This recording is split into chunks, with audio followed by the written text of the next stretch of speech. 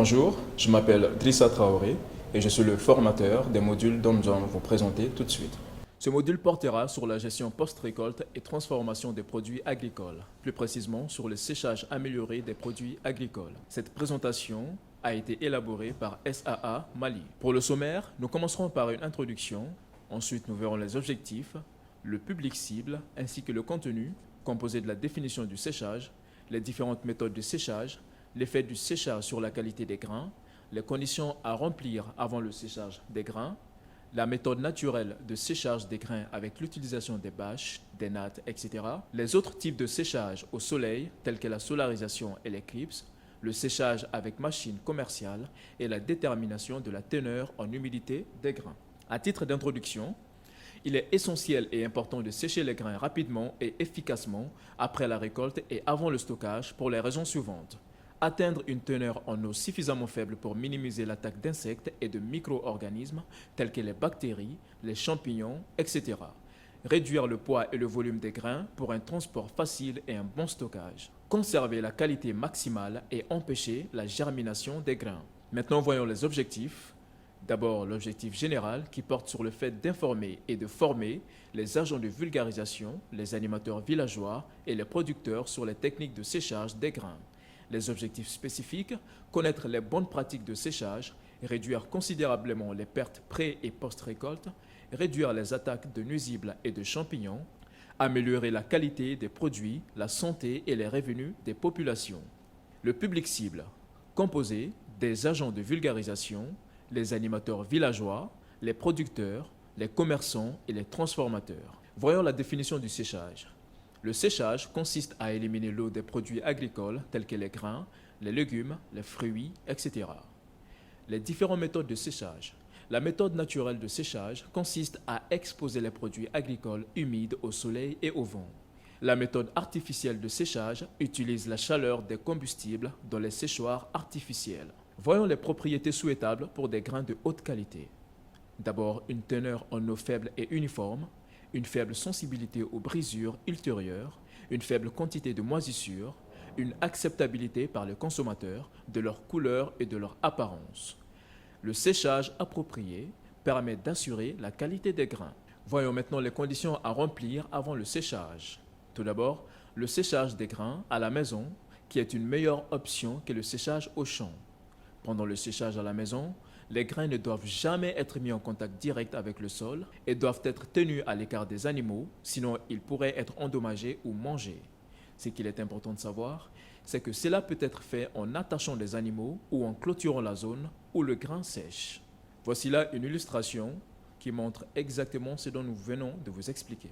Maintenant, voyons la méthode naturelle de séchage au soleil avec l'utilisation des bâches, des nattes, etc. Il faut d'abord préparer la zone choisie pour le séchage en enlevant tout objet pointu susceptible de déchirer la bâche ou le plastique.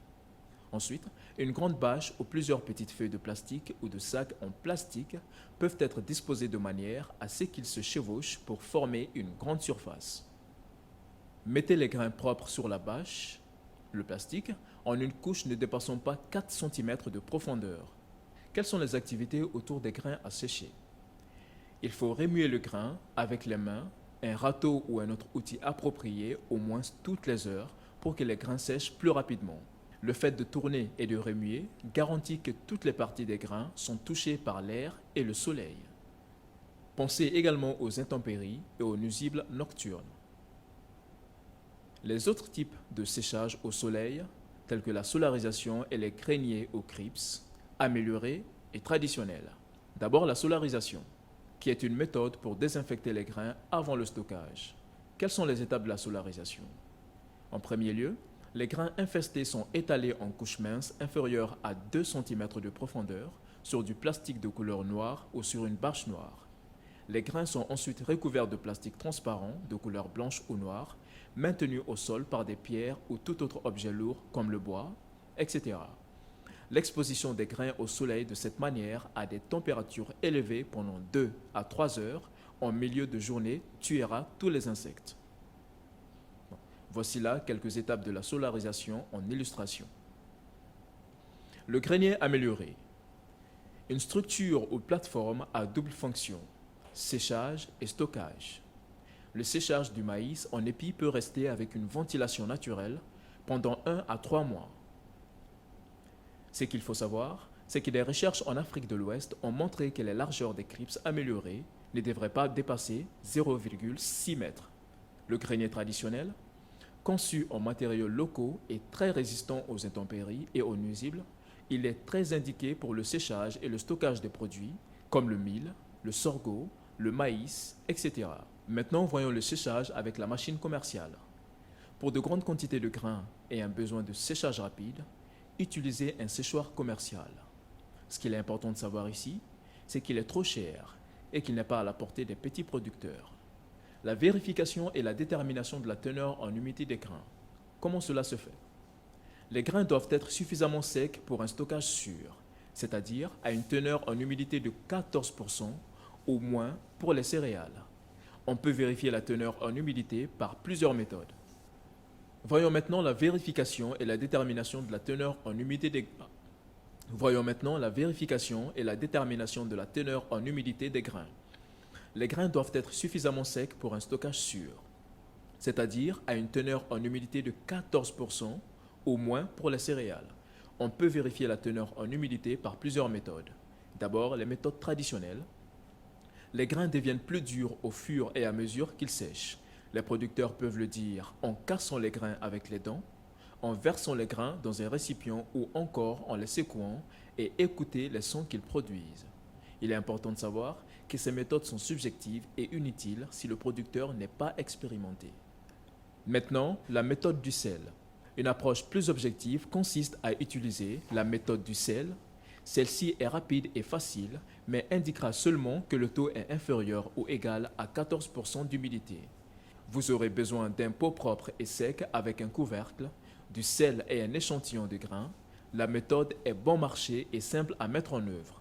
Mettez le sel dans le pot, assez de sel pour remplir un quart de pot et ajoutez un échantillon de grains, assez pour remplir la moitié du pot. Mettez le couvercle sur le pot, secouez bien le bocal, puis laissez le grain se reposer pendant environ 10 minutes. Après 10 minutes, si vous pouvez voir du sel humide collé sur les côtés du pot, la graine est trop humide.